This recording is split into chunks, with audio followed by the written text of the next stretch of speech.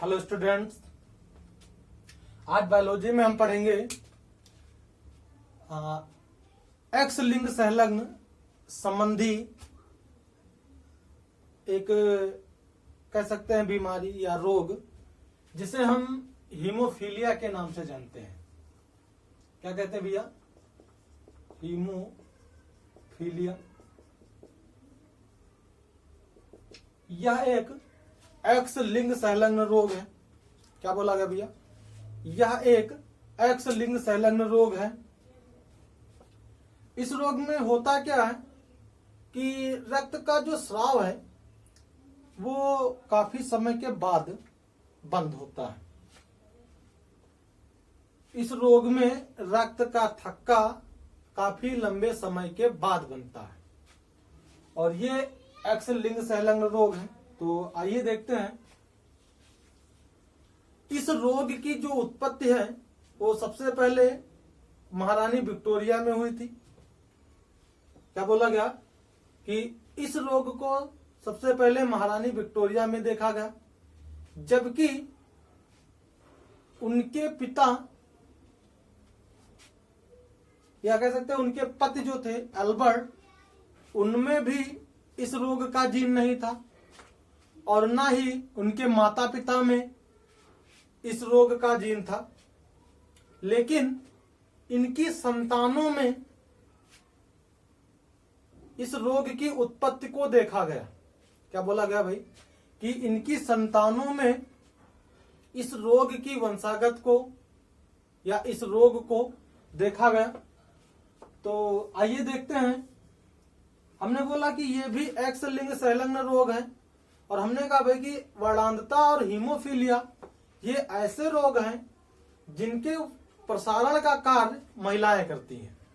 क्या बोला गया भाई? कि इनके प्रसारण का जो कार्य है महिलाएं करती हैं। हमने प्रीवियस वीडियो में एग्जाम्पल के तौर पे वर्णांधता को समझा था और आज हम समझते हैं हीमोफीलिया को। तो हीमोफीलिया में बोला गया कि रक्त का स्राव काफी लंबे समय के बाद होता है।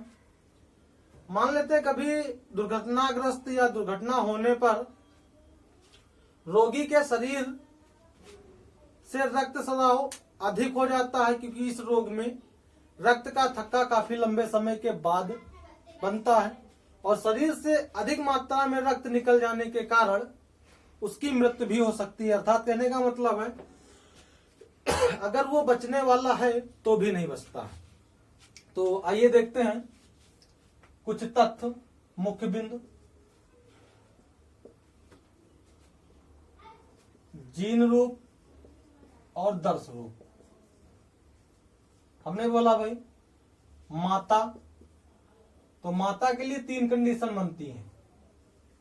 एक XX ये सामान्य, एक X.X ये वाहक और दोनों X ये ग्रस्त।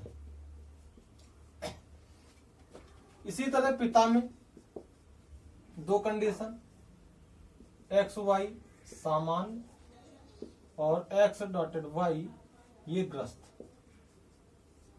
तो बोला भाई कि इसके प्रसारण का काम महिलाएं करती हैं। कहने का मतलब इस रोग को एक पीढ़ी से दूसरी पीढ़ी में जो पहुंचाने का काम है वो महिलाएं करती हैं। तो आइए देखते हैं कि इस रोग की वंशागत कैसे होती है।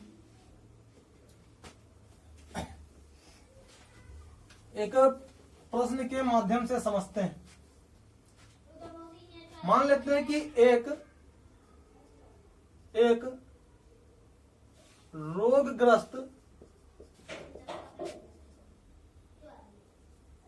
रोगग्रस्त या एक वाहक स्त्री की शादी सामान्य पुरुष से कराई जाती है। तो इसकी संतानों में इसकी वंशागत क्या होगी? क्या बोला गया कि एक वाहक स्त्री की शादी, हीमोफीलिया की वाहक स्त्री की शादी एक सामान्य पुरुष से कराने पर उसकी संतानों में हीमोफीलिया की क्या वंशागत होती है, ये देखते हैं। क्या बोला गया, एक वाहक स्त्री, तो हमने कहा भाई वाहक स्त्री का जो जीन रूप होता है वो क्या होता है X.X, और सामान्य पुरुष का जो जीन रूप होता है वो X और Y होता है। क्रॉस कराने पर क्या मिलता है भैया, X, ये वाहक पुत्री, ये क्रॉस कराएंगे X और Y, ये हीमोफीलिया से ग्रस्त पुत्र, ये सामान्य स्त्री पुत्री, और ये सामान्य पुत्र। मतलब रिजल्ट ये मिला कि एक वाहक स्त्री की शादी अगर सामान्य पुरुष से हम कराते हैं तो उनके संतानों में पुत्रियां सामान्य भी हो सकती हैं और वाहक भी हो सकती हैं, तथा पुत्र रोगग्रस्त भी हो सकते हैं और सामान्य भी हो सकते हैं। तो इस प्रकार से हीमोफीलिया की वंशागत होती है। चलिए अब बात करते हैं अपने अगले टॉपिक की। अगले टॉपिक में हम पढ़ेंगे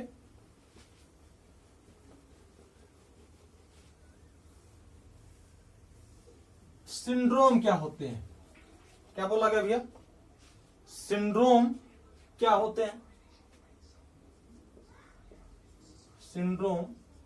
सिंड्रोम को संलक्षण बोला जाता है, संलक्षण।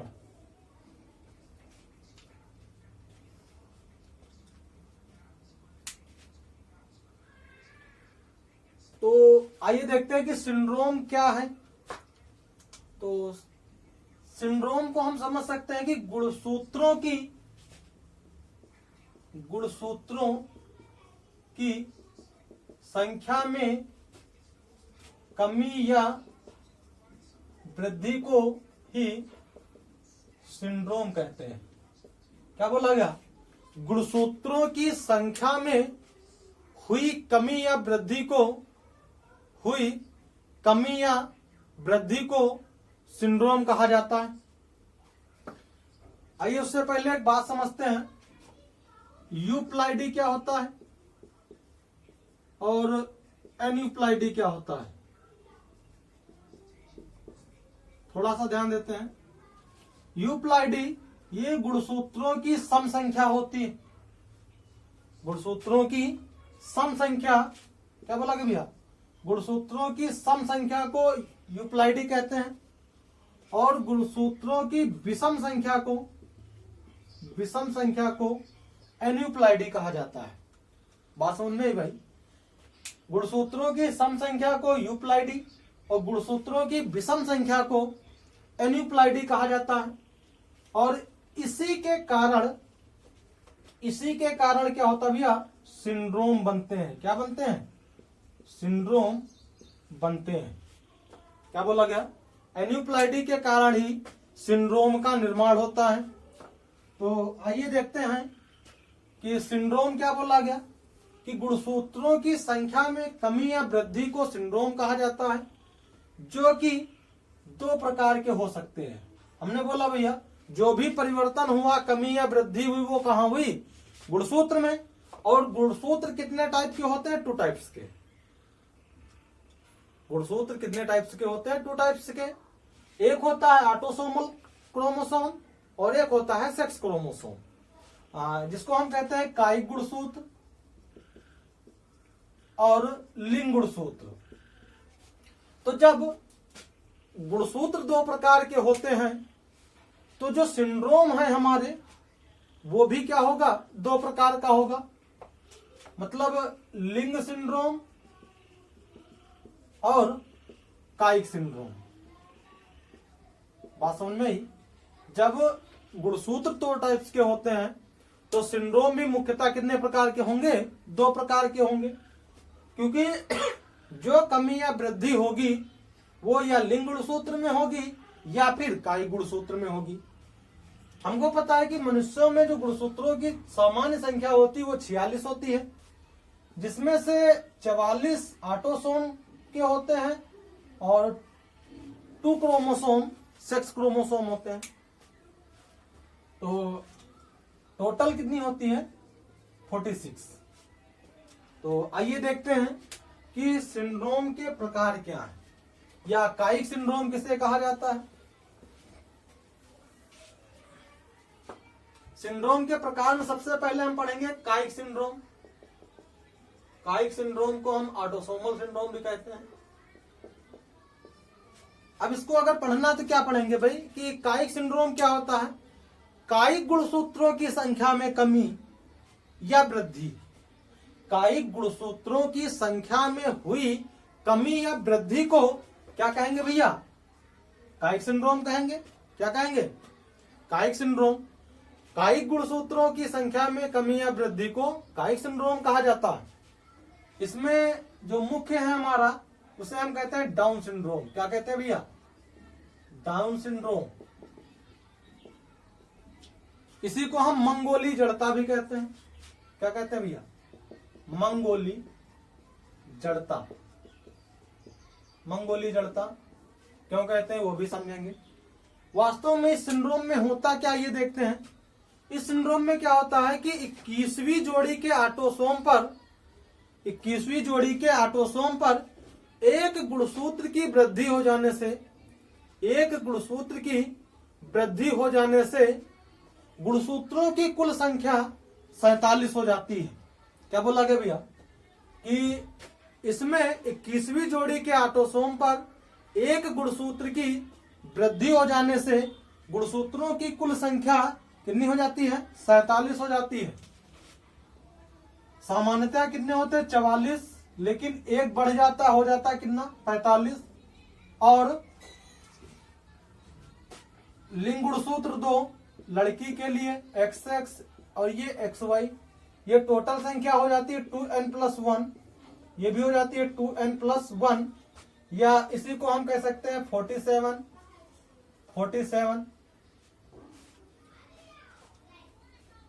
तो ये है डाउन सिंड्रोम। 21वीं जोड़ी के ऑटोसोम पर, ये कौन सा क्रोमोसोम भैया, ऑटोसोम का जो क्रोमोसोम है उस पर एक गुणसूत्र की वृद्धि होती है और गुणसूत्रों की कुल संख्या कितनी हो जाती है, 47 हो जाती है, या जिसे हम 2n+1 भी कहते हैं। तो आइए देखते हैं इस सिंड्रोम में लक्षण क्या होंगे। इस सिंड्रोम के जो लक्षण हैं,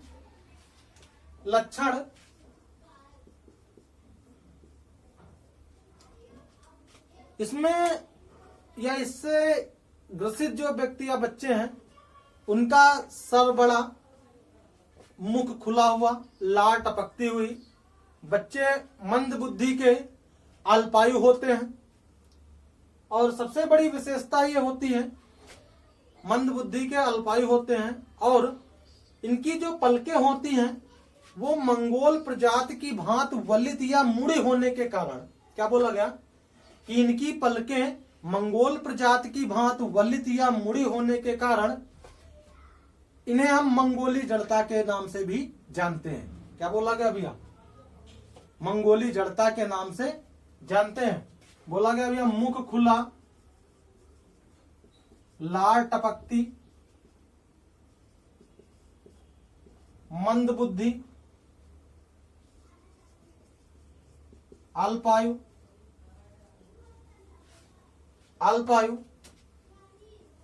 पलके मंगोल प्रजाति की भांति वलित या मुड़ी हुई इत्यादि। चेहरा मतलब सर बड़ा, सिर अपेक्षाकृत बड़ा होता है इत्यादि, ये इसके प्रमुख लक्षण हैं। तो ये हुआ हमारा डाउन सिंड्रोम। अब बात करते हैं लिंग सिंड्रोम की।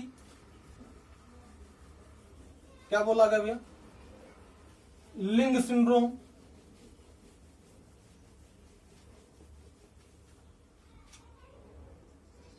लिंग सिंड्रोम, इसको देखते हैं। लिंग सिंड्रोम का मतलब कि लिंग गुणसूत्रों की संख्या में कमी या वृद्धि को हम क्या कहेंगे, लिंग सिंड्रोम कहेंगे। क्या भैया, लिंग गुणसूत्रों की संख्या में हुई कमी या वृद्धि को लिंग सिंड्रोम कहा जाता है। और ये मुख्यतः दो प्रकार के हैं। आइए देखते हैं। नंबर 1 में हम पढ़ेंगे, हमारा होता है क्लाइनफिल्टर्स। क्लाइनफिल्टर्स सिंड्रोम। आइए देखते हैं ये क्या है। क्लाइनफिल्टर सिंड्रोम, यह सिंड्रोम पुरुषों में होता है। क्या होता है भैया? यह सिंड्रोम पुरुषों में होता है और इसमें लिंग गुणसूत्र में एक एक्स गुणसूत्र की वृद्धि हो जाने से, लिंग गुणसूत्र में एक एक्स गुणसूत्र की वृद्धि हो जाने से गुणसूत्रों की कुल संख्या 47 हो जाती है। ये देखते हैं 44 ऑटोसोम के तो सामान्य रहेंगे, लेकिन ये सिंड्रोम पुरुषों में होता है तो पुरुषों का जो लिंग गुणसूत्र होता है वो XY होता है, लेकिन इसमें एक एक्स गुणसूत्र की वृद्धि होती है। क्या होती है? एक एक्स गुणसूत्र की वृद्धि हो जाती है और गुणसूत्रों की कुल संख्या कितनी हो जाती है भैया? 47 हो जाती है। और ये सिंड्रोम हमारा क्लाइनफिल्टर सिंड्रोम कहलाता है। आइए देखते हैं इसके लक्षण क्या हैं। इसके लक्षण इसके ये हैं, इनका कह सकते हैं जन्नांग अल्प विकसित होते हैं, जन्नांग अल्प विकसित होते हैं। और दूसरी इंपॉर्टेंट जो बात है वो ये है कि इनमें महिलाओं की भांति स्तनों का विकास हो जाता है, स्तनों का विकास हो जाता है।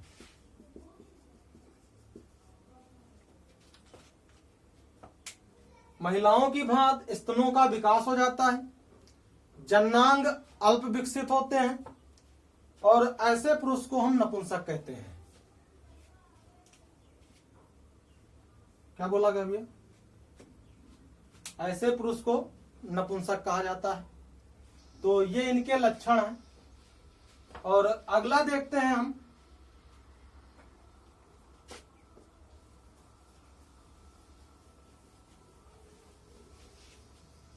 अगला लिंग सिंड्रोम में पढ़ते हैं टर्नर्स सिंड्रोम। टर्नर्स सिंड्रोम, इसमें देखते हैं यह सिंड्रोम महिलाओं में होता है या स्त्रियों में होता है।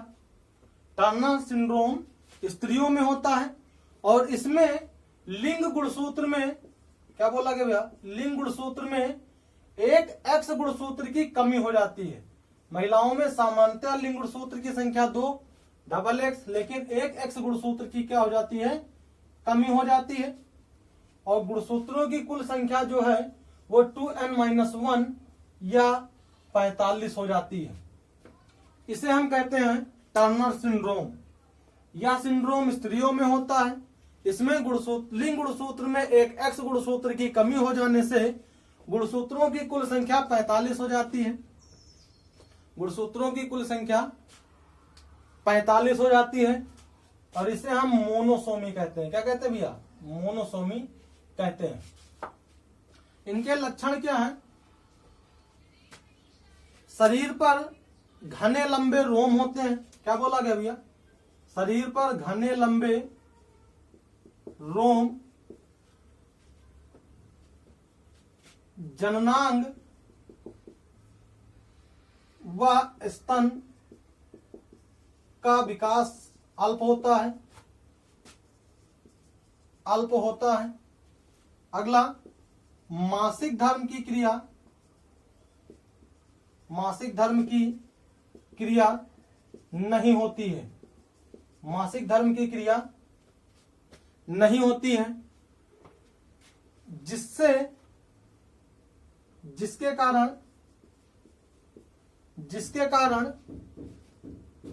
ये संतानोत्पत्ति से वंचित रह जाती हैं।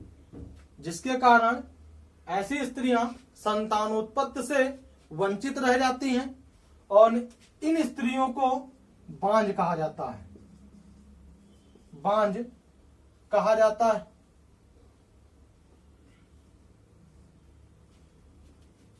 तथा संतानोत्पत्ति न होने की प्रक्रिया के लिए